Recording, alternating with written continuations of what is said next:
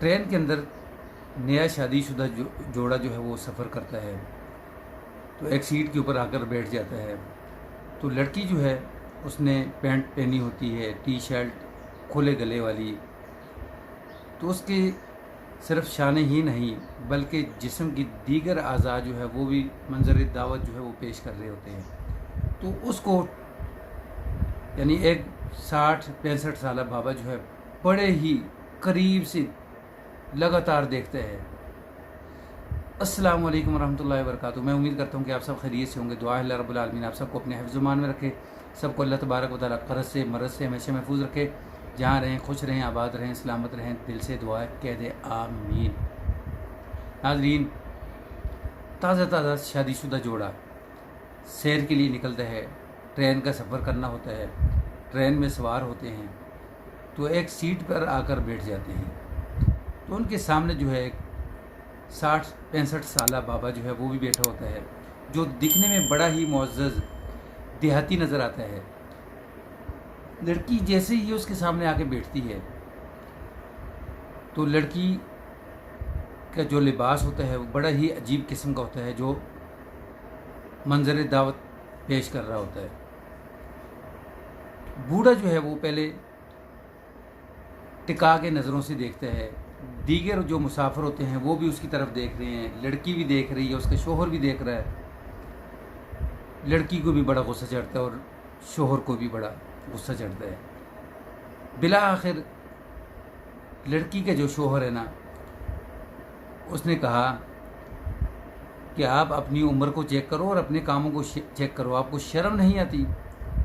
तो आगे से बाबा क्या जवाब देता है कि देखो, मैं आपको ये नहीं कहूँगा कि आपको शर्म आनी चाहिए, यानी आपको हया आनी चाहिए। मैं आपको बिल्कुल ये नहीं कहूँगा कि आपकी बीवी ने ऐसा लिबास पहना हुआ है तो उसे शर्म आनी चाहिए, नहीं। भला भाई, वो आपकी बीवी है, आप आज़ाद इंसान हो, खुद भी नंगे घूमो और अपनी बीवी को भी घुमाओ।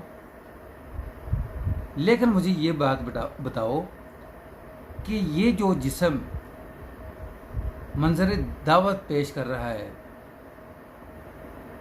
तो ये हमारे लिए नहीं खुला है? तो शोहर अब खामोश होकर सुन रहा है। तो उसने कहा कि जो जिस्म छुपा हुआ है वो आपका, उसका हक है, आपका उसके ऊपर हक है, और जो दावत मंजर पेश कर रहा है तो उसके ऊपर हमारी अवाम का हक है। भला हम देखें तो उसके अंदर क्या हर्ज है, क्या कसूर है? दूसरी बात कि मैं इतना करीब से क्यों देख रहा हूँ, इसके अंदर मेरा कोई कसूर नहीं, मेरी आंखों का कसूर है, क्योंकि उनको दूर से दिखता कुछ नहीं, इसलिए मैं करीब से होकर देख रहा हूँ। तो अब ये नौजवान जो है ये गुस्से से लाल पीला हो चुका है, इसकी बीवी जो है उसका चेहरा भी सुर्ख हो चुका है। ये चलती ट्रेन से जो है वो छलांग लगाने की कोशिश कर रहे हैं, उतरने की कोशिश कर रहे हैं, लेकिन नहीं। बिलाखिर हुआ भी ऐसा। जब ट्रेन रुकी तो इन्होंने उतरने की कोशिश की।